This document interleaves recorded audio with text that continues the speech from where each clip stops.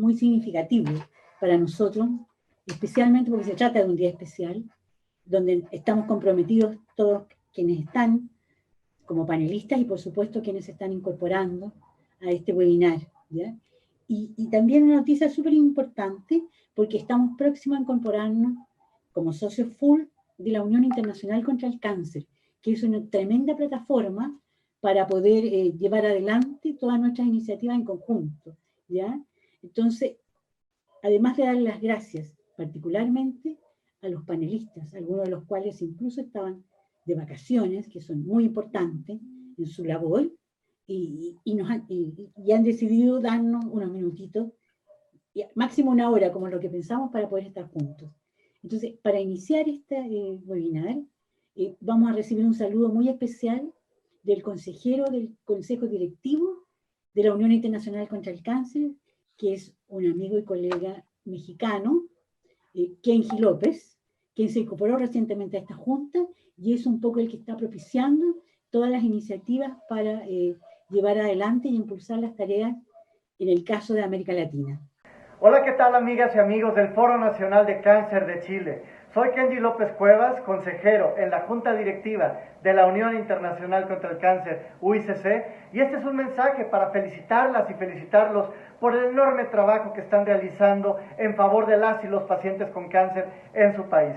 Al mismo tiempo, felicitarlos por su próximo ingreso como miembros oficiales de la UICC. Y hoy que estamos conmemorando el Día Mundial contra el Cáncer, 21 años de conmemorar esta fecha, hacer un llamado a que sigamos uniendo esfuerzos y a que más organizaciones se integren en esta red, en esta membresía, y fortalezcamos el trabajo que hacemos desde la sociedad civil en la lucha contra el cáncer en toda nuestra región de Latinoamérica. Perfecto, muchas gracias a Kenji, por supuesto. Y ahora vamos a dejar al doctor Jorge Jiménez de la Jara, el presidente del foro, de la Fundación Foro Nacional del Cáncer, para que él va a dirigir el resto del manejo de los panelistas. Adelante, doctor Jiménez. Muchas gracias, muy buenas tardes a todas y todos. Quiero agradecer la presencia de nuestros invitados, la presencia de las personas que nos escuchan. Esta fecha, efectivamente, como se ha dicho, es una conmemoración del tema del cáncer que se realiza todos los años el 4 de febrero. Su objetivo es mirar y comprometerse una vez más en el control del cáncer en cada país, en cada región. Nosotros estamos recién celebrando un poco el avance que ha existido en los últimos meses y años en la consecución de una ley nacional de cáncer, un plan nacional de cáncer y la constitución de un departamento sólido de control del cáncer en la autoridad sanitaria, que es el Ministerio de Salud. Ahora, el cáncer, como se ha dicho, tiene muchas aristas. Nosotros hemos escogido un par de temas para conversar un poco más sobre ello, sin dejar de lado, por supuesto, todos los otros aspectos que son importantes.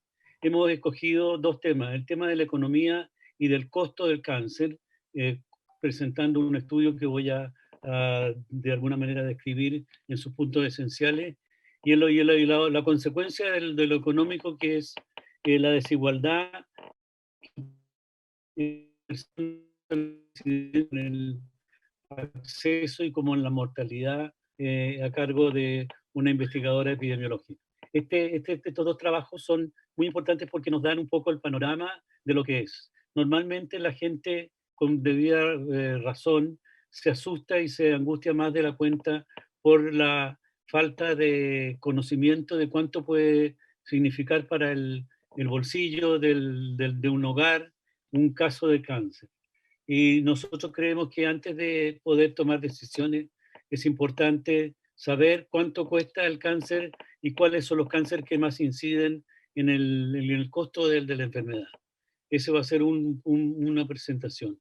Y el otro aspecto es la desigualdad que se produce según el nivel de educación, según el nivel de ingreso, según las etnias, según la ubicación geográfica de las personas cuando son atacadas por esta condición de multicausalidad y también de gran variabilidad por la región y por por la persona o el hogar que se esté tratando.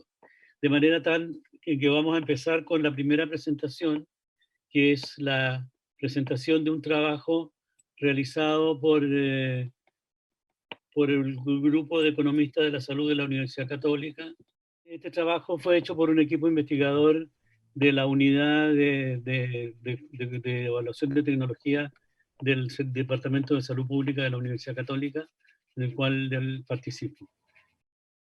El problema de salud tiene que evaluarse económicamente como una manera de poder sentar las políticas y de alguna manera transmitir a los tomadores de decisión cuál es la magnitud del problema desde el punto de vista económico. En el año 2012, se estimó que el cáncer costaba 1.325 miles de millones, de los cuales 453 mil millones correspondían a costos directos. Los costos directos son lo que se destina a cada persona, pero también cada persona aporta al costo a través de los costos indirectos que vamos a ver más adelante, que son las pérdidas de capacidad y los años perdidos, las ausencias, los sistemas de licencias médicas.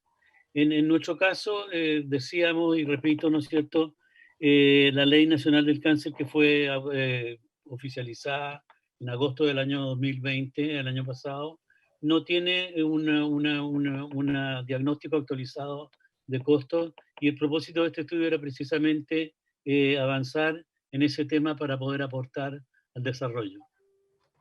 Los métodos que se usan, ¿no es cierto?, en este caso son un método de estimación de costos basado en los costos directos por el subsistema público y privado, los servicios de salud o prestaciones de salud que se entregan a las personas y las canastas que de alguna manera para el programa de acceso garantizado en salud, el AUGE o GES, determina. Vale decir, ese es el costo unitario.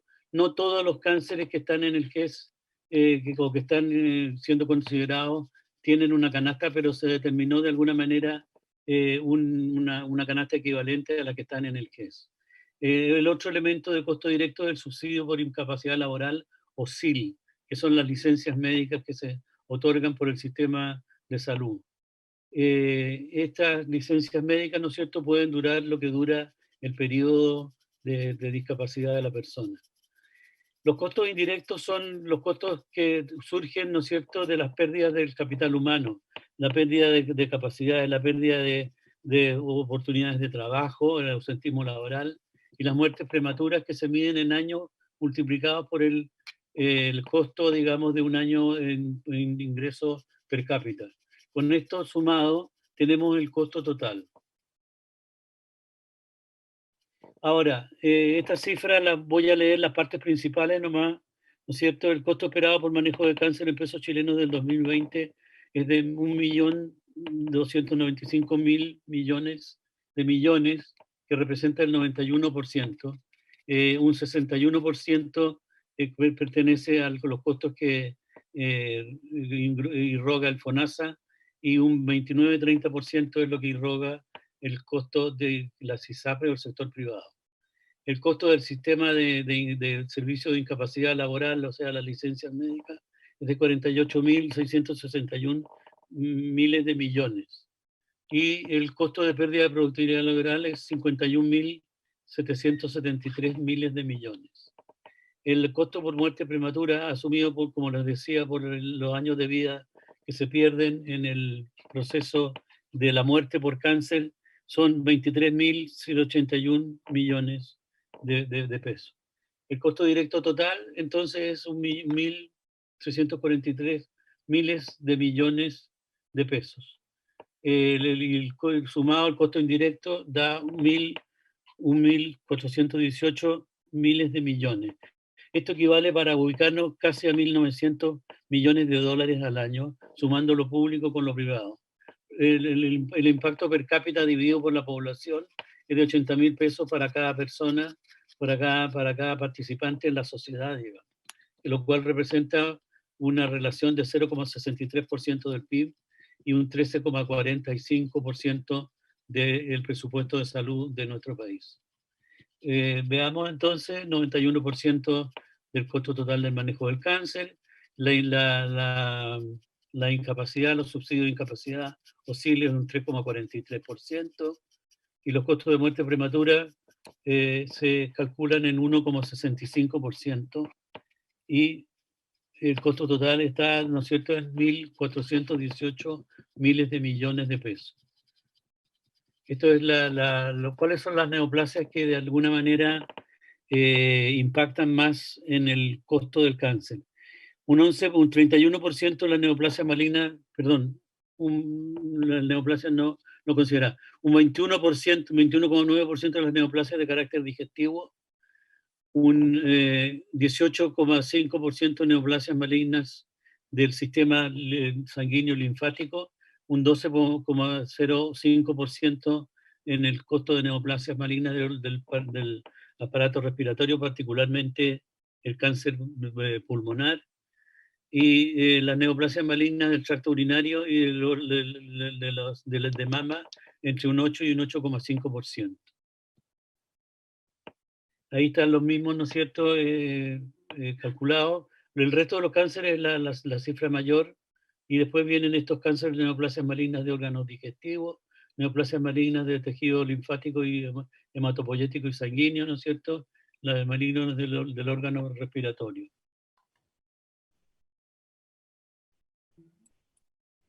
Y las del tracto urinario y de mama. Esas son las principales que afectan, ¿no es cierto?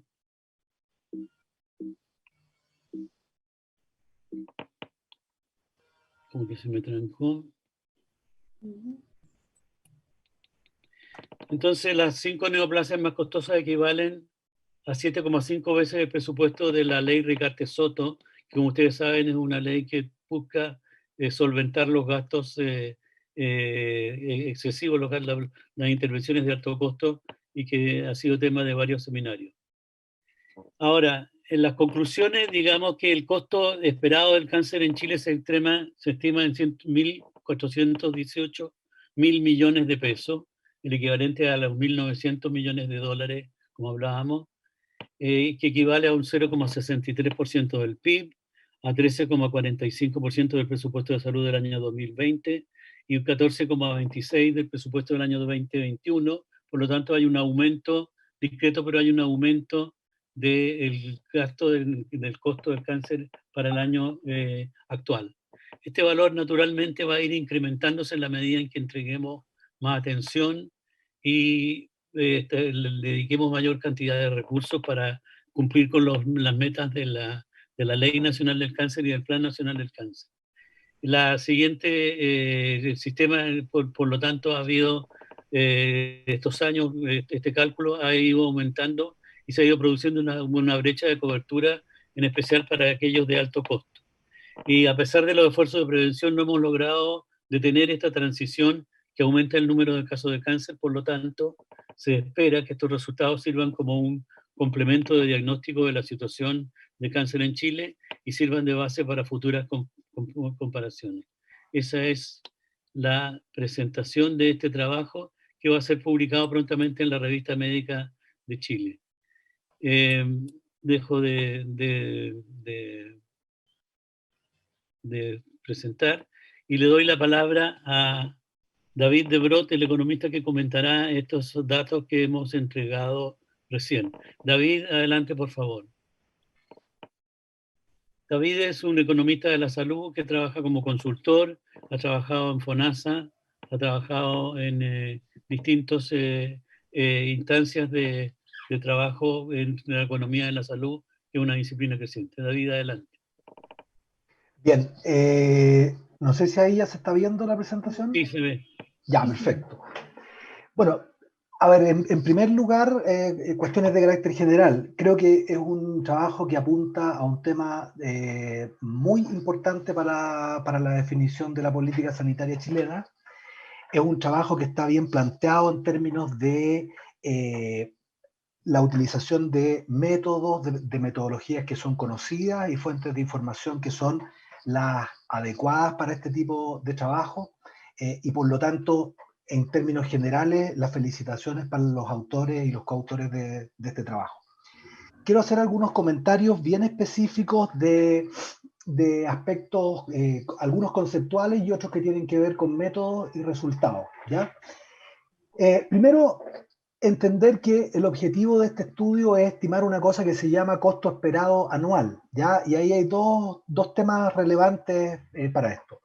El tema del horizonte temporal de un año, hay que entender que los cánceres en general, muchas de las enfermedades, pero los cánceres en particular, tienen periodos de evolución que van mucho más allá de un año, y por lo tanto, cuando uno hace este tipo de estimaciones, tiene que tener muy claro que lo que está haciendo es decir, mire, este es el gasto que usted va a tener recurrentemente, dada la carga de enfermedad de estos cánceres, en el periodo de un año. Pero al año siguiente va a tener, esto se va a repetir probablemente, y van a haber, digamos, secuelas de esto económicas que van a permanecer en el tiempo.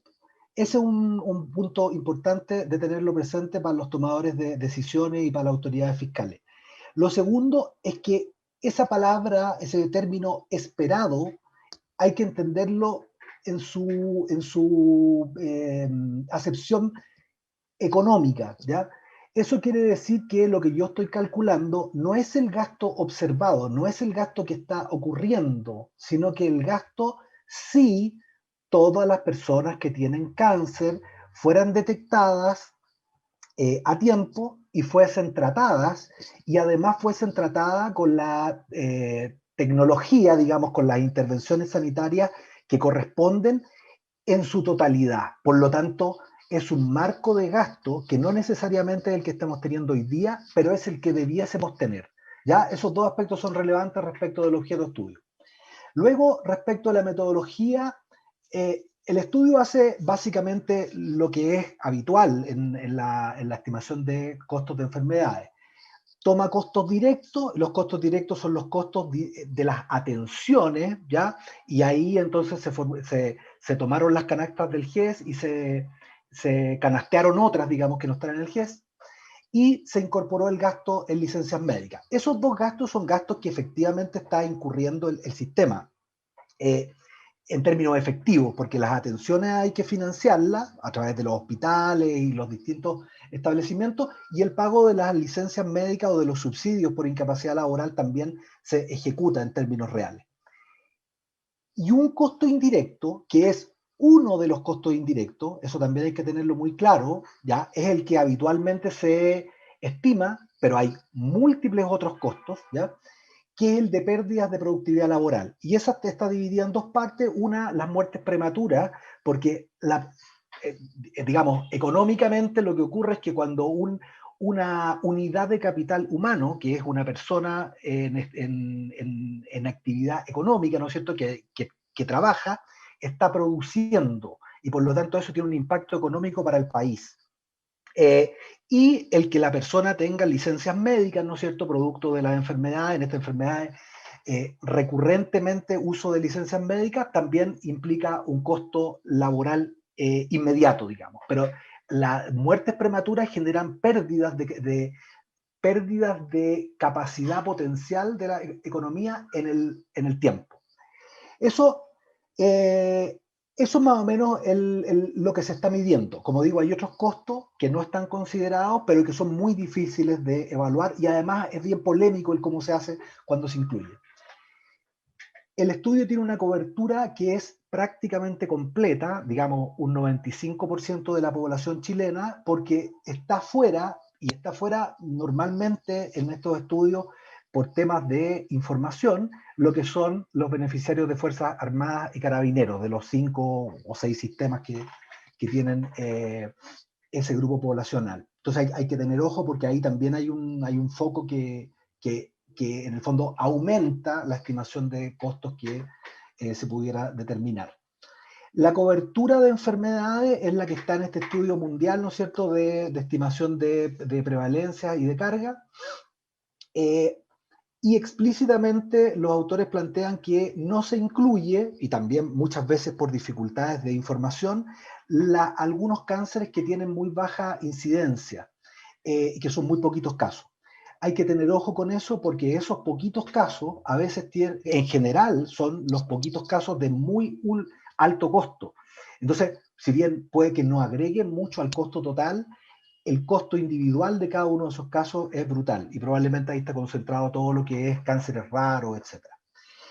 El tema de las valoraciones, de las atenciones, este es un problema típico de los estudios económicos, que es más o menos insalvable, no hay una forma de resolverlo única, y que tiene que ver con lo siguiente. Cuando yo trato de costear los casos FONASA versus los casos ISAPRE, lo estoy haciendo a distintos precios, para decirlo en términos bien prácticos.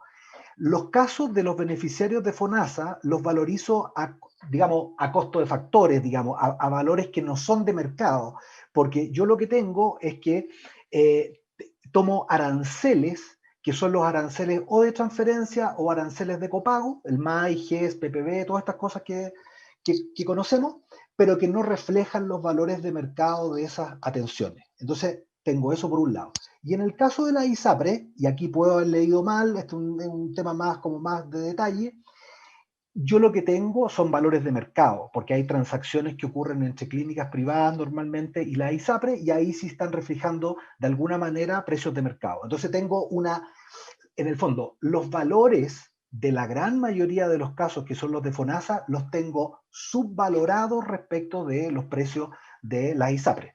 ¿Cómo se resuelve? Bueno, habría que tomar una decisión de o valorizo todo a valores de mercado o lo valorizo todo a valores de no mercado. Pero, insisto, hay que tenerlo presente, sobre todo también para efectos de equidad en la distribución del gasto. En la valorización de las licencias médicas pasa algo que es similar. Se toma, bueno, esto se hace con la población económicamente activa, lógicamente, las personas que trabajan. En el caso de ISAPRE se toma directamente el dato de las fuentes de información de registro, ¿no es cierto?, administrativo, por lo tanto un dato bien duro. Y en el caso de FONASA se hace una estimación, porque están los días de licencia, pero no está el valor de los salarios o del pago de la licencia. Entonces, ahí también, por la fuente de información, y probablemente no hay ninguna otra, podríamos tener también una subvaloración del gasto en las licencias médicas específicamente de FONASA. Todas estas cosas que estoy diciendo no son comentarios críticos al trabajo, sino que son más bien para tener presente desde la perspectiva de los legisladores y de los tomadores de decisiones del Ministerio y de Hacienda, etc. El otro componente, que son los costos indirectos, que se valorizan mediante este método de capital humano, es bien importante esto porque tanto el ausentismo por enfermedad como por muerte prematura tienen una relevancia macroeconómica y de crecimiento económico. Entonces, ahí yo apuntaría más que digamos, si uno tiene que contarle esta historia a alguien, esta parte yo se la cuento a Hacienda y se la cuento al Banco Central, porque la verdad es que es un tema bien importante para lo que es la proyección económica. En términos de los resultados, y aquí voy a hacer bien... Perdón, sí. 3 minutos más para tu presentación, por favor. 3 minutos más. Más, sí. Ya, perfecto. Mira, aquí en la parte de resultados generales, la verdad es que se explican por sí solos. Yo solamente para dar un orden de magnitud, que es como más aterrizable. Dijimos que el costo, en realidad el paper, ¿no es cierto?, y la presentación del doctor Jiménez ya lo dijo, el costo total que se estima es de 1,4 billones, hablemos en billones de pesos. Estos 1.418 miles de millones son 1,4 billones. El presupuesto total de la atención primaria de salud municipal y la que depende de los servicios de salud está en torno a los 2 billones. O sea, estamos diciendo que lo que se está estimando solo para los cánceres en términos de costos, claro, directo e indirecto, están las licencias médicas, pero recordemos que el grueso es servicios de atención, es, no sé, un 60 y tantos por ciento, un 70% de todo lo que se gasta en atención primaria en el país, en todo el sistema. Entonces, es una dimensión de costo que es muy importante. Y ese dato que aparece ahí casi al margen de un 0,63 del PIB, Ojo, 0,63% del PIB es una magnitud bien importante para efectos de lo que son datos macroeconómicos. Yo, pensando un poco en la segunda derivada de estos trabajos, yo lo que haría es tomar un sobre, poner el paper y mandárselo al presidente del Banco Central de inmediato, porque si ustedes recuerdan algunas discusiones que hay en torno a la cosa macro, por ejemplo, los impactos de la pandemia, impactos de, no sé, de la H1N1 antes, la gente del Banco Central, cuando le pega en 0,2%, ya empieza a tiritar. Entonces, ojo con estas magnitudes que a veces uno no las ve tan grandes, pero tienen impactos bien brutales. Bueno, y el 9% del presupuesto de salud es muy considerable. En la cosa más específica, y con esto cierro, yo creo que aquí un poco ya hay que pensar en la cosa sanitaria, que es, en términos de orden de magnitud, cómo uno puede ir pensando en las políticas de prevención y en el cómo gestionar esto, porque una cosa es decir, mira, este es el dimensionamiento económico, y otra es cuánto de eso puedo intervenir. Probablemente cánceres van a seguir existiendo aunque yo haga toda la política sanitaria, pero otra cosa es cómo hago prevención a mediano y largo plazo, y también cómo gestiono el costo de los casos. Entonces ahí, y eso ya es un detalle que desde el conocimiento de la economía es muy difícil entrar, es más bien de parte de quienes están en la política sanitaria y tienen formación en salud pública. Así que felicitaciones, y esos son mis comentarios. Gracias. Muchas gracias, David, por tus comentarios. Creo que es súper importante tener este tipo de reflexiones para las personas que estamos dedicadas a contribuir a elaborar una política de cáncer en nuestro país. Habitualmente es un punto que se mira solamente como un costo difícil de evaluar y que negativiza la actitud frente al cáncer. Ahora, en la otra cara de la medalla es la cara social. La cara social se puede medir por el impacto que tiene el cáncer en los distintos grupos de personas.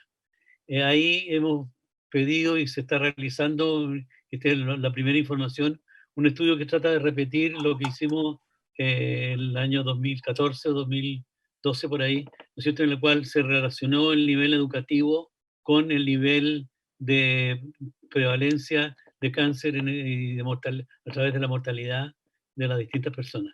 La enfermera y epidemióloga magíster en epidemiología, Paz Cook, está realizando este estudio y nos va a presentar sus primeras conclusiones. Adelante, Paz. Gracias, doctor. Voy a compartir la presentación.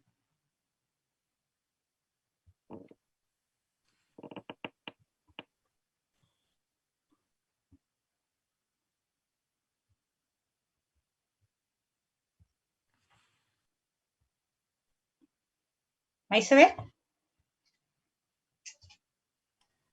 Sí, perfecto. Sí. Sí, perfecto. Super. Bueno, como comentó el doctor Jiménez, estos son los resultados preliminares de un estudio que está en curso, que se está realizando, lo voy a contar un poquito más adelante, pero en base a un análisis de las bases de datos del DAIS, de mortalidad, y también va a haber una segunda parte del estudio que va a focalizarse en la información entregada por la CACEN del año 2017. Bueno, como bien mencionó el doctor Jiménez, el cáncer en este momento en el mundo tiene en muchos países la mayor carga de enfermedad y también es la primera causa de mortalidad. Se esperaba que para el 2023 en Chile ya fuera la primera causa de mortalidad, pero si bien, bueno, hay algunos datos que todavía están en validación, pero ya en los datos del 2019 se ve de que las muertes por cáncer son más de 28.000, estarían sobrepasando las muertes por causa cardiovascular. En un esfuerzo que hizo nuestro país para poder enfrentar esta enfermedad como un continuo, ¿cierto?, teniendo en cuenta desde la promoción de salud hasta el tratamiento y los cuidados paliativos, es que se focalizó el trabajo en la Ley Nacional de Cáncer y en este Plan Nacional que está ejecutándose desde el año 2018. Y una de las principales motivaciones también para poder desarrollar estos programas fue la percepción que se tiene dentro de la opinión pública, de la ciudadanía y de la evidencia que existe en torno a la presentación desigual de la mortalidad por cáncer en los distintos grupos de la población. Previamente, en este estudio que comentaba el doctor Jiménez, que hizo el doctor Herrera en conjunto con el doctor Jiménez, analizando las muertes entre los años 2000 y 2010, se observó de que esta diferencia es importante y que se podían encontrar tasas hasta 40 veces mayores de mortalidad en los grupos con menores niveles educacionales. Bueno, este proyecto lo que busca es actualizar un poquitito estos resultados y también poder identificar a lo mejor otros factores que permitieran focalizar estrategias, principalmente de screening y de diagnóstico temprano en estos grupos más desfavorecidos. Como les comentaba, este es un análisis secundario de datos de la base de funciones. Ahí les puse del año 2017 y 2020 porque hay algunas cosas que les voy a mencionar que son más actuales, pero en su foco está en el año 2017 porque tenemos información completa de ese año. Se seleccionó a los sujetos mayores de 15 años con su causa de función catalogada como neoplasia, según el CIE-10. Se realizó estadística descriptiva, se hizo una tendencia de las tasas de mortalidad entre los años 2015 y 2020, se calcularon índices de mortalidad para los distintos grupos socioeconómicos y algunos modelos de regresión logística para poder identificar algunas variables que estuvieran asociadas a la mortalidad de algunos cánceres principales. Lo primero que les quiero mostrar como resultado, solamente para que tengamos un panorama general, es la tendencia que han tenido las tasas de mortalidad en el grupo de mujeres en estos últimos 5 años. Si ustedes ven la primera línea, que es esta línea azul que considera el cáncer de mamas, se ve de que tiene, si lo vemos como tendencia, un leve ascenso hasta el año 2019. Lo mismo ocurre con el bronquio y pulmón. Y lo que se ve aún más claro es para el cáncer de colon, que es la línea celeste, en que se ve una variación mayor. Por otra parte, tanto para el cáncer de vesícula como para el cáncer de estómago, vemos que son dos cánceres que están disminuyendo. Bueno, después les voy a comentar un poco más, pero les pido que vean en general las tendencias hasta el año 2019, porque después hay una variación que tiene un comportamiento anormal que tiene que ver con la situación vivida el año pasado en el 2020. En cuanto a los hombres, podemos ver un comportamiento similar, que el cáncer de estómago, que era el principal cáncer que estaba matando a los hombres chilenos en el 2015, ha tenido una variación en torno al descenso. En general, el cáncer de próstata y el de bronquio se han mantenido más o menos estables, y el cáncer de colon el que ha mostrado un mayor aumento. En relación a esto que les estaba mencionando, esta variación hacia la baja de la mayoría de los cánceres que se tuvo hacia el 2020, bueno, lo más probable es que esto esté relacionado con una deficiencia en el diagnóstico que se produjo a raíz de la pandemia, de todos los tratamientos, las cirugías y los exámenes suspendidos a raíz de la necesidad de los servicios de salud de poder atender a los pacientes afectados por el COVID-19. Y esto, si ustedes ven en esta columna marcada por rojo, se ve claramente cómo hay una variación en cada uno de estos diagnósticos, y si lo vemos en números absolutos, mientras en el 2019 se reportaron más de 28.000 cánceres, en el 2020 se registraron solamente 26.000 muertes. Entonces, es probable que ahí haya un elemento que esté relacionado con el subdiagnóstico y que probablemente va a ser interesante más adelante poder también hacer un análisis de si acaso esto también se ve afectado en una manera distinta en los grupos socioeconómicos más pobres que tienen acceso al sistema público en relación a los que tienen acceso al sistema privado. En torno a los datos del año 2017, que son los que tenemos hecho un análisis un poco mayor, podemos ver de que en ese año se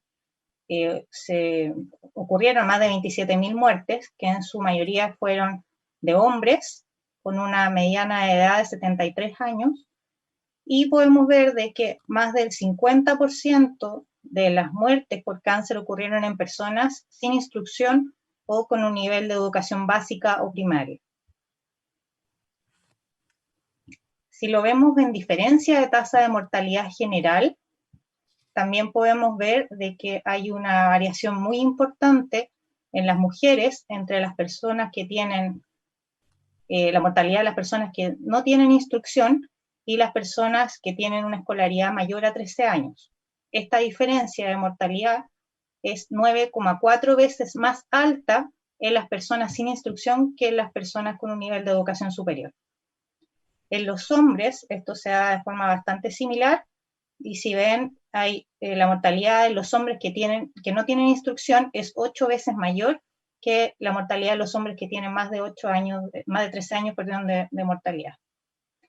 En esta tabla que está abajo, que fue obtenida del trabajo que hizo el doctor Herrera con el doctor Jiménez, podemos ver cómo ha sido la variación en cada uno de estos años de esta diferencia de mortalidad en cada uno de los sexos. La última del año 2010, que es la reportada en hombres, fue de 10. Ahora, como les muestro, estamos en el año 2017 era 8, una pequeña baja, y en las mujeres fue 8, y en nuestro estudio fue de 9.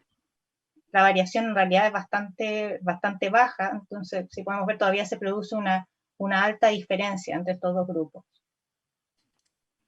Si lo vemos en torno a algunos cánceres específicos, acá la diferencia se acentúa.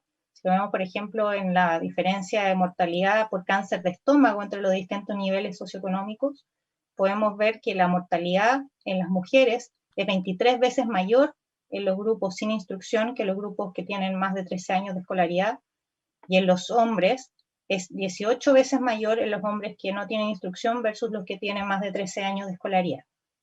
En el estudio previo que realizaron el doctor Herrera con el doctor Jiménez, esta diferencia era aún mayor, era de 63 veces mayor, sobre todo focalizado en hombres. Por lo tanto, esta reducción, esta brecha se ha ido acortando, pero todavía sigue siendo bastante importante.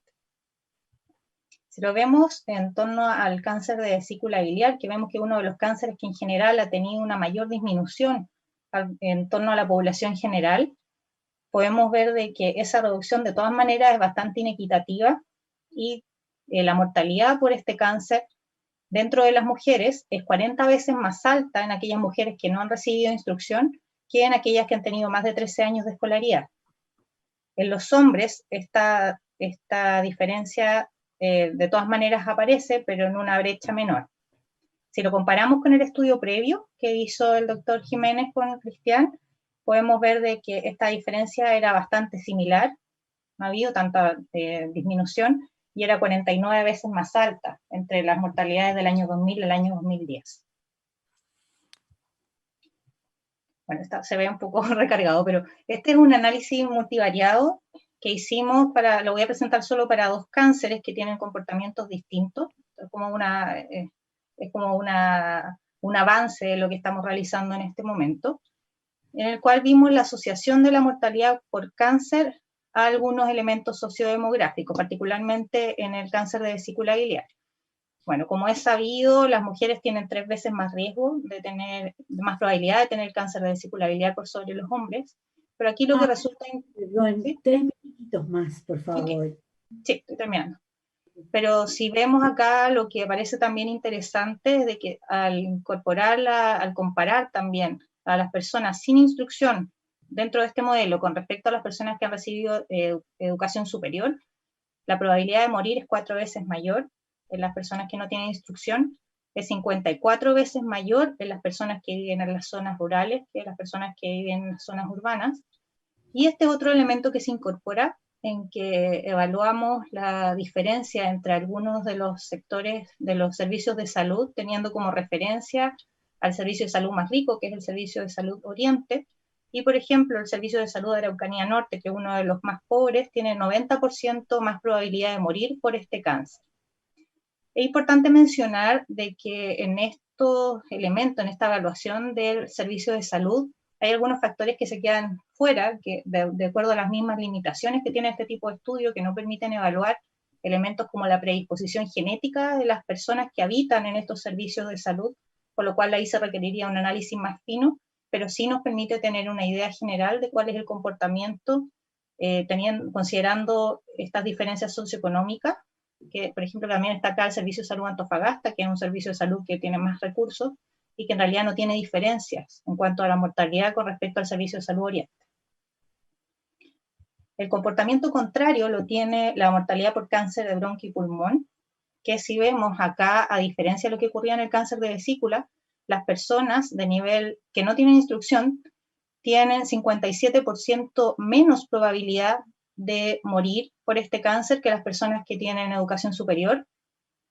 Las personas que viven en las zonas rurales tienen 48% menos de probabilidad de morir, y las personas que viven en el Servicio de Salud de Araucanía Norte tienen 53% menos probabilidad de morir por este cáncer. En general, esto pudiera tener relación porque este cáncer está muy relacionado por el consumo de tabaco, que en general en este minuto está siendo más utilizado por los niveles socioeconómicos más altos. Bueno, como conclusión entonces de estos resultados preliminares, el 53% de los fallecidos en el año 2007 no tuvo educación o solo tuvo educación básica. Las mujeres, el cáncer de colon se encuentra en aumento, mientras que el cáncer de estómago y de vesícula van en disminución, pero aún se mantiene esta disminución inequitativa entre los distintos niveles educacionales. En los hombres el cáncer de colon va en aumento y la mortalidad de cáncer de estómago va en disminución, pero también se produce este fenómeno de las diferencias entre los niveles educacionales. Dentro de los cánceres específicos, la asociación con el nivel educacional y el servicio de salud que tienen mayores recursos está presente, por lo tanto sería importante poder a lo mejor focalizarnos en poder prestar una mayor cantidad de recursos a estos servicios más pobres para poder realizar un screening y un diagnóstico temprano. Esa es mi presentación. Muchas gracias, Paz Cook. Es importante decir que este estudio está siendo financiado por un grant educativo sin restricciones de MSD, empresa MSD. Yo quisiera pedirle a Bruno Nervi.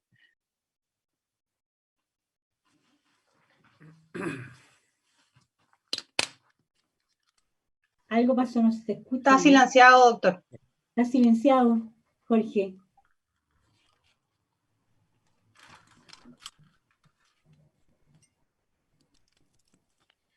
Eso me lo están pidiendo a mí.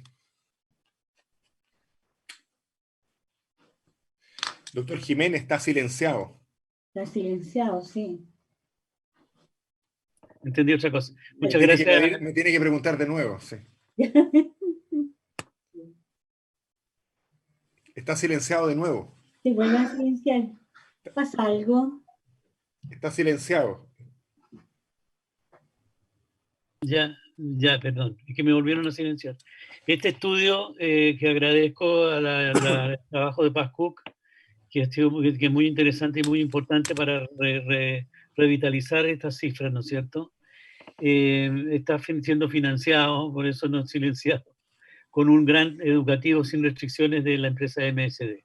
Yo le quiero pedir ahora a Bruno Nervi que nos dirija la última parte de este encuentro, que va a consistir básicamente en los comentarios de la jefa del Departamento de Cáncer del Ministerio de Salud, la doctora Paula Escobar, y la presidenta de la Comisión de Salud del Senado, la senadora Carolina Goich.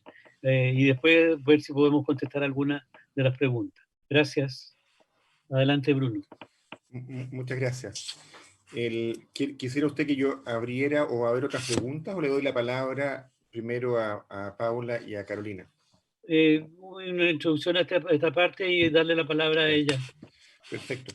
Bueno, yo voy a tomar un par de minutos para hacer algunos comentarios. Primero agradecer la invitación que me hacen. Para mí es un privilegio estar con la senadora Carolina Goich, con Paula Escobar, jefa del Departamento de Cáncer, con David, que tiene tanta experiencia. Bueno, usted, doctor Jiménez, que ha tenido mucho que ver con este cambio importante que hay en Chile, y con Paz, que la conozco desde que era chiquitita. Impresionante verte tan grande. Yo creo que acá estamos hablando de brecha, de oportunidad ante el cáncer, y queremos un país donde todos tengamos las mismas oportunidades, y sin duda que los desafíos grandes acá es ponerle nombre a las cosas, y probablemente el gran avance que yo siento que hemos tenido en el país en los últimos 4 o 5 años tiene que ver con ponerle nombre a las cosas, atrevernos a decir de que no estamos bien, de que no es igual para todos, y decir dónde queremos llegar. Entonces, estos dos estudios apuntan un poco a eso. Ahora, una cosa es ver cuánto gastamos en cáncer per cápita, o en cáncer de colon en total, o en cáncer de colon avanzado, y otra cosa es cuánto deberíamos gastar. Entonces acá sería muy interesante poder mirar en el tiempo cómo va esto, y si tuviéramos alguna unidad de inteligencia que dijera cuánto era lo que tendríamos que haber gastado, y mirar la brecha, ¿no es cierto? Eso me imagino que viene para etapas más adelante. Lo mismo una cosa es lo que gastamos y otra cosa es la oportunidad. La espera en recibir el tratamiento del cáncer hace diferencias grandes. Si uno tiene que esperar un año para que se le resuelva su problema, un cáncer de colon, es distinto a resolverlo rápido. Y lo otro tiene que ver con la diferencia en resultados, porque a lo mejor somos más eficientes en uno de los lados, en el privado o en el público.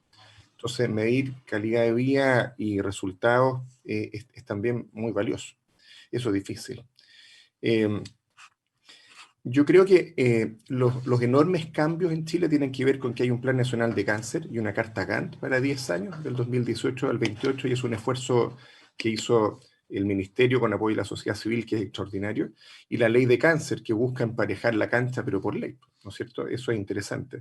Y yo creo que le llora al Ministerio en el grupo de cáncer, y yo sé que hay iniciativas tendientes a eso, a tener una unidad de inteligencia para cáncer, que diga, por ejemplo, parte de las platas me las voy a gastar en medir y poder evaluar. Incorporé la colonoscopía como tamizaje en el sector público y me bajó así la mortalidad en cáncer, y por eso yo tomo decisiones. Entonces, el poder ir aprendiendo las decisiones que vamos haciendo, más que solamente no ahogarnos, que es un poco como funcionamos. Entonces, senadora Goich, me encantaría, y le doy la palabra, a escuchar qué es lo que piensa. Gracias, Bruno.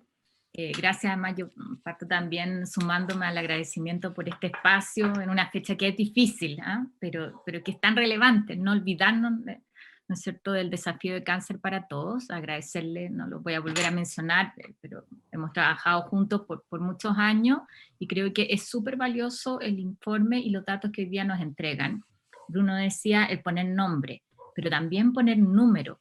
Es, sobre todo, se lo digo desde la acera en que a mí me ha tocado estar, donde necesitamos convencer sobre todo al Ejecutivo y a la autoridad de Hacienda que esto vale la pena, el poder decir este es el número, el poder hablar de desigualdad, y no solamente desde la convicción de que es un desafío y un imperativo ético, sino también de cuántas mujeres se mueren cuando tú hablas de inequidades, o sea, y qué significa eso en costos de vida de mujeres, que es lo que muestra este estudio, ¿no es cierto?, en los datos que nos entregaba Paz, que nos entregaba Jorge, y que también comentaba David. Creo que eso es muy útil, pero además nos desafía en la urgencia que existe. Y yo en esto quizá el comentario que me gustaría transmitir, cuando estamos en el Día Mundial contra el Cáncer, es que lo que no hacemos también tiene un costo. Cuando se habla del monto que significa el costo de cáncer, es el equivalente a lo que nosotros gastamos en todo el pilar solidario del sistema de pensiones. David decía, no es menor cuando se habla del 0,68 del PIB. Yo que estoy en esa otra discusión, de esa magnitud de recursos estamos hablando. Y Bruno tiene mucha razón cuando dice que esto se podría desagregar si es que llegáramos a tiempo, si avanzáramos mejor en prevención, cuál es el sistema que es más eficiente. O sea, hay mucho ahí todavía que uno puede mostrar para decir aquí hay argumentos de sobra para no dilatar soluciones que están a la mano y que nos permiten avanzar en 3 aspectos, que esto yo lo he aprendido de varios de ustedes, ¿no? Y me gusta mucho repetirlo. No solamente es que menos personas se enfermen de cáncer, que es el desafío de la prevención, que yo siempre parto por eso, porque siento que se nos queda atrás habitualmente, cuando hay muchas cosas que son muy costo efectivas en términos de prevención o de detección precoz, y que podríamos implementar fácilmente, ¿no es cierto?, contemplando la atención primaria. Hay experiencias en eso. Lo segundo es, claro, sanar personas que tienen un cáncer. Y en eso podemos hacer más, cuando repetimos todos que son 3 personas por hora que mueren en Chile, que al menos una de ellas se podría salvar con diagnóstico oportuno y tratamiento adecuado. Uno dice no solamente el costo del cáncer, sino el valor también de una vida humana. Pero además, el tercer aspecto, que es cómo aumentamos sobrevida, que yo creo que es algo que también hay que poner sobre la mesa, y que tiene un valor que pareciera muchas veces en la discusión presupuestaria que se desecha, ¿no? Entonces destinamos recursos en aquellos casos donde es más probable que el tratamiento sea efectivo, pero el valor de la sobrevida, y también cuando uno empieza a detallar estas otras variables sociales, estoy pensando además no solo sociales, sino sociodemográficas, el valor para una mamá, una mujer joven, de tener una sobrevida de 4 o 5 años, tiene también un valor adicional. Y eso tenemos que incorporarlo en el análisis que hagamos y en cómo se disponen recursos. Entonces, las tres cosas, el llegar a tiempo con la prevención, que las personas se sanen, y el aumento de sobrevida creo que es algo que tenemos que ser capaces de ir midiendo también en la política pública y en las evaluaciones que hagamos. Y un último comentario que quiero hacer es que esta urgencia que nos enrostran hoy día los datos en términos del costo del cáncer y del impacto que tiene la desigualdad en un país donde en cobertura educacional hemos avanzado y todos aplaudimos lo que hemos hecho, o en términos de aumento del ingreso per cápita, pero mira el impacto en términos de vida, ¿no es cierto? Creo que es súper potente el dato. Creo que eso nos tiene que hacer correr con urgencia. Y hoy día, sin duda, todos nos alegramos del esfuerzo de nuestra Ley Nacional del Cáncer, honramos hoy día la memoria de Claudio Mora, ¿no es cierto? Porque la ley ya existe como texto legal, pero es tremendamente frustrante el que finalmente sean aspectos más bien administrativos, los que cuando ya hicimos el trabajo desde la sociedad civil, desde el Parlamento, desde el mundo científico, médico, ¿no es cierto?, académico, después de que la ley se publicó en octubre, al día de hoy todavía no tenemos reglamento, está entrampado en la Contraloría, pero yo me pongo los zapatos, al igual que muchos de ustedes, de la gente que tiene un cáncer y dice, oye, ¿de qué me sirve que me digan que está por acá o por allá? Que no, o sea, tenemos la ley, no puede ser que todavía, al día de hoy, el reglamento no esté publicado. Y por otro lado, peleamos 60.000 millones para tratamientos que hoy día no tienen cobertura, ya sea por el GES o por la Ricarte Soto, y al día de hoy no hay ni un peso gastado. A pesar de que esos recursos están identificados, a pesar de que el director de presupuesto nos hizo un recorte, pero dijo, aquí está, ahí está la modalidad, y a mí me parece que eso no nos puede pasar. Eso no puede pasar. O sea, los recursos están, y creo que aquí lo que necesitamos es que lleguen con urgencia a quienes lo necesiten, y ojalá que a mediados de año se nos hayan acabado esos 60.000 millones para que podamos pelear mayor asignación. Sabemos además que el COVID en esto ha atentado probablemente con visibilizar públicamente la realidad del cáncer, pero el COVID tiene una vacuna y todos lo aplaudimos y nos damos cuenta además cómo el sistema es capaz de reaccionar, ¿no es cierto? En el cáncer no pasa lo mismo. Entonces el cáncer permanece y yo creo que el mensaje hoy día es eso, a no bajar la guardia, a que nuestro país no puede darse el lujo, ¿no?, de que las trabas administrativas o las faltas de voluntades en algunos casos atenten contra salvar vidas. Muchas gracias, senadora. Quisiera dar la palabra a la doctora Paula Escobar, si nos quisiera hacer un comentario tal vez de las presentaciones, y sería maravilloso que tú pudieras contar desde el Departamento de Cáncer todo el trabajo que se está haciendo para abordar esta brecha. Hola, buenos días a todos. Muchas gracias por esta invitación. Para mí también es un privilegio poder compartir con todos ustedes, que son personas que dedican todo su tiempo y toda su energía en gran parte a esto, a mejorarle la vida, la sobrevida y el pasar a los pacientes con cáncer. No puedo estar más de acuerdo con la senadora Goich en el sentido de que tenemos que llegar mejor a diagnosticar más adecuadamente a los pacientes, llegar anticipadamente a tratarlos oportunamente, a mejorarles la calidad de vida. Y no se nos puede olvidar que también tenemos que a los sobrevivientes rehabilitarlos, que es algo que también viene hoy en día muy fuerte, porque hay personas que quedan con secuelas y esos pacientes tenemos que integrarlos nuevamente a la sociedad y tenemos que capacitarlos para que sean laboralmente activos, para que puedan disfrutar de sus familias y todo eso. Sin duda ha sido un año súper difícil con esto del COVID, pero una de las cosas que también mencionó el doctor Jorge Jiménez de la Jara cuando estábamos iniciando, que esto dentro de la dificultad nos ha permitido que todas estas modalidades telemáticas de comunicación nos ha permitido estar más activos y ha visibilizado el tema de cáncer, y en un día como hoy, en que algunos estamos dispersos por distintos lugares de Chile, podemos comunicarnos y estar acá justamente haciendo esto, y es lo que pretendemos seguir haciendo en todo el año con fuerza. Se ha ido avanzando en el Plan Nacional de Cáncer y se ha avanzado bastante. A pesar de lo dificultoso, a pesar del COVID, ha habido un aumento y una expansión presupuestaria para poder seguir avanzando con el plan de cáncer, pero como también vimos un poco en las presentaciones, que fueron sumamente interesantes, independiente de lo que se gaste, siempre hay un déficit de gasto en el sentido de la equidad de cómo esto impacta a las personas.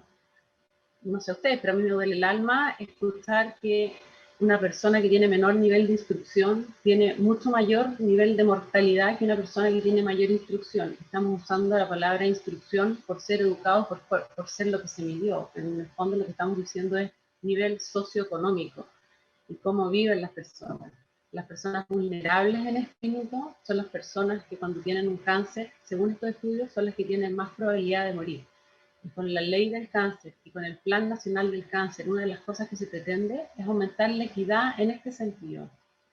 Y estoy de acuerdo que es súper frustrante, aunque trabajamos mucho y hacemos mucho y tratamos de hacer estas cosas apurados, las cosas no son tan rápidas como nos gustaría.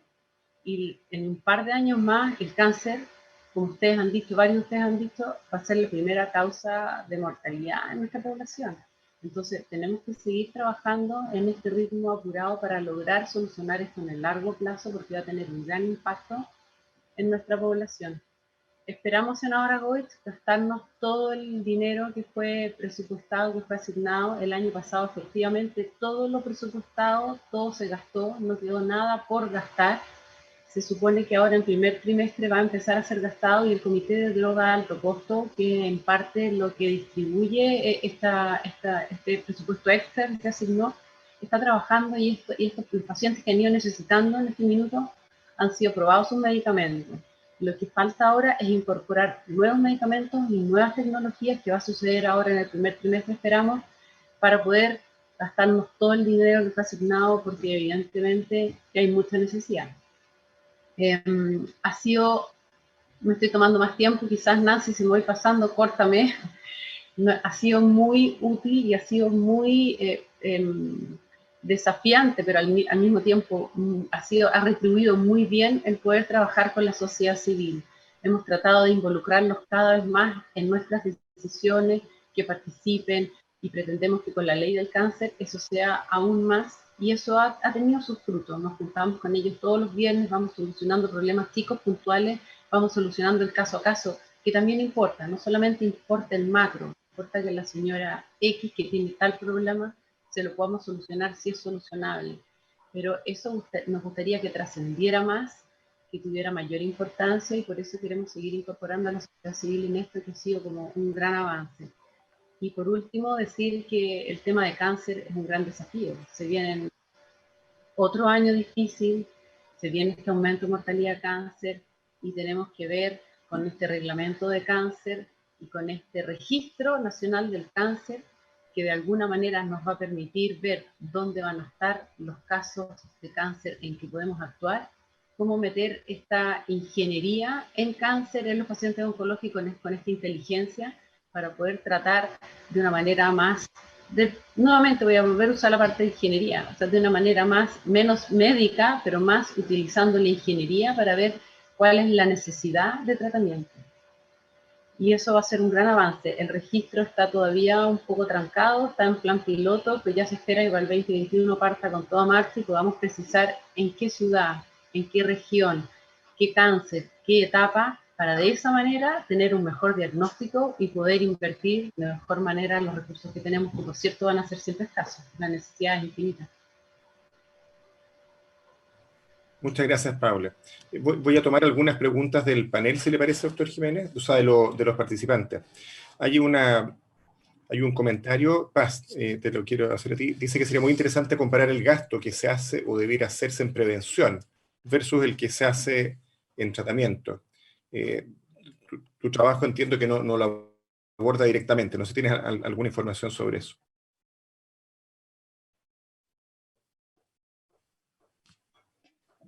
No, bueno, yo no tengo información sobre eso como dentro de estos análisis, pero claro, es un tema, como han mencionado todos, bien complejo, y también yo creo que la ley y el Programa Nacional de Cáncer va a apoyar harto en esto, porque como que tradicionalmente los recursos han tendido a ser utilizados en el tratamiento de las personas ya como en las etapas más tardías, pero en estudios anteriores también en que se ha visto como la incidencia de cáncer, se ve claramente cómo hay muchas personas, como la mayoría de los casos, sobre todo estos cánceres digestivos, que son los que están llevando como mayor cantidad de vidas dentro de nuestra población, son detectadas en etapas extremadamente tardías, en etapa 4, y algunos de ellos ni siquiera alcanzan a tener etapificaciones porque son diagnosticados a través de los certificados de defunción.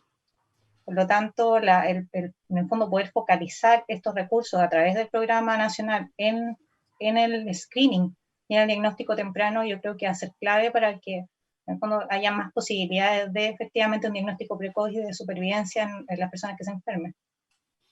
David, esta es una pregunta para ti.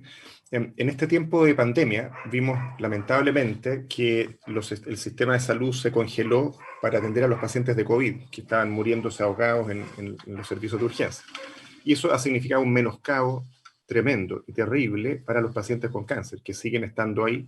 Y tenemos 5.000 diagnósticos al mes de cáncer en Chile, y por varios meses incorporamos al sistema a 2.500, marzo, abril, mayo, y lentamente está subiendo. Entonces ahora vemos con terror que se van a saturar de nuevo en esta segunda ola el sistema de salud, y los pacientes con cáncer hoy día ya no están abordando todos los que esperaron desde marzo ser atendidos y están apareciendo ahora, o no se vienen a consultar y llegan con cánceres más tardíos. Están saturando nuestras capacidades de cáncer, que se van a ver ahora dedicadas al COVID. Entonces, ¿hay alguna manera, como economista de la salud, que podamos levantar números que demuestren que el retardo en nuestros tratamientos aumentan la mortalidad y que eso tiene costos enormes, y que probablemente como sistema de salud nos convendría ahora congelar algunos centros para dedicarlos solo a cáncer? Porque la mortalidad por cáncer, por el COVID, en los que no tuvieron COVID, solo en los que fueron dilatados en su atención por culpa del COVID, va a aumentar muchísimo, en muchos miles de personas. Entonces, esa mayor mortalidad por cáncer que vamos a tener por culpa del COVID va a ser peor si hoy día como sistema de salud no protegemos espacios. Por ejemplo, no congelamos el Nacional del Cáncer, la FALP, que está recibiendo muchos pacientes públicos, y otros hospitales públicos tal vez en regiones. Si no tomamos activamente esa decisión, en el fondo vamos a tener una muchísima mayor mortalidad. ¿Hay herramientas que ustedes pueden tener para levantar esa información? Sí. Mira, a ver, un comentario muy pequeño en relación con la pregunta anterior. Los datos primarios, digamos, del mismo estudio que se presentó ahora, probablemente permiten separar gasto en prevención de gasto en tratamiento, porque están hechos en función de las canastas. Entonces, uno tiene las canastas que son de detección, digamos, y algunas actividades versus todo el resto de tratamiento y seguimiento. Mira, yo creo que por la urgencia que tiene esta cosa, porque este no es solo un problema de los cánceres, tiene que ver también con enfermedades coronarias, en fin. El tema un poco es cuál es la prioridad que tiene salud hoy día respecto de otros ámbitos, ¿no es cierto?, de la política social. Entendiendo que están todos con mucho retraso. O sea, el tema educación es un tema bien complejo, lo que pasó el año pasado y el impacto que eso va a tener a mediano y largo plazo. Por la urgencia que la cuestión tiene, yo creo que más bien uno debiera tener una estrategia de levantar evidencia de estudios que se hayan hecho respecto de este tema. Con seguridad los debe haber. O sea, si uno busca con cierta calma, va a encontrar datos que permiten estimar cuál es el impacto de no tratar los casos ahora versus el gasto que va a tener al mediano y largo plazo por no atenderlo.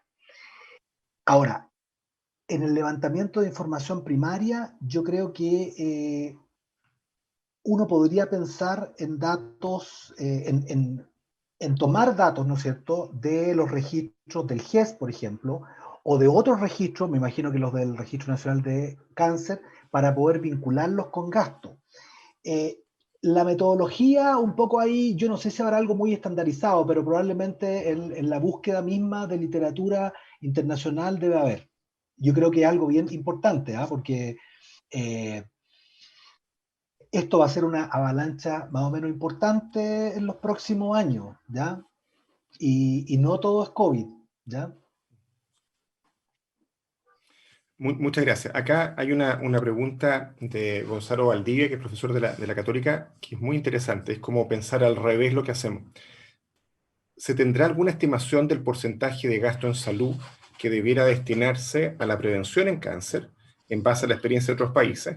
De tal manera que nosotros digamos, bueno, ese porcentaje lo vamos a gastar y lo entreguemos al ministerio para decirle esto para prevención. Doctor Jiménez, usted que es político. Ahora sí que estoy conectado, pero sin capacidad de respuesta.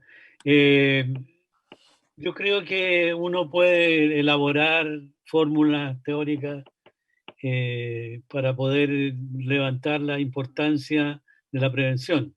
En el plan de salud de 1990, cuando me tocó dirigir el ministerio, dijimos que por lo menos un presupuesto de un hospital anual sea destinado a prevención.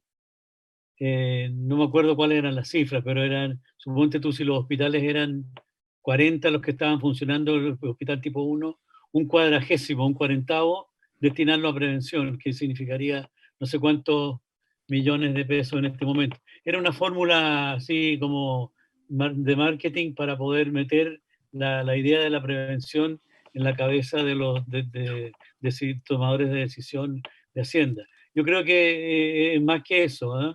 O sea, es más que un 40º. Si uno piensa que la atención primaria hoy día está bordeando el 30%, entiendo, del gasto en salud, y toma que se deduce que la atención primaria en salud es básicamente prevención, control, diagnóstico temprano, podría decir de que de alguna manera estamos cumpliendo con ese objetivo. Un 30% del gasto en salud está destinado a prevención a través de la atención primaria de salud y la detección temprana. Eso sería lo único que puedo decir, pero creo que va a haber que destinar un esfuerzo mayor, porque en toda meta va a haber que hacer un esfuerzo para empujar el carro para tratar de cumplirla. Paula, en este tiempo me imagino la angustia y toda la presión que se siente desde el departamento porque tenemos nuestros pacientes en listas de espera y tenemos sin duda, me imagino que es difícil estimarlo, pero más listas de espera para las atenciones de cáncer que lo que tenemos en condiciones normales, porque es un desafío grande. Entonces, yo sé que desde el ministerio ahí está el interés de proteger cáncer, pero ¿es difícil hoy día el buscar espacios para nuestros pacientes con cáncer? ¿Hay una tensión en eso? Pensando versus el COVID, porque hay una presión tan grande de COVID que pareciera congelarlo todo. La presión del COVID es inminente, viene con fuerza y sí, tiende a congelarlo todo. Desde el ministerio tenemos la intención de tratar, como tú dijiste en algún minuto, de proteger ciertos lugares para que nuestros pacientes oncológicos, por lo menos en esos ciertos lugares, se atiendan, y no solamente el oncológico, como mencionó también ahí David.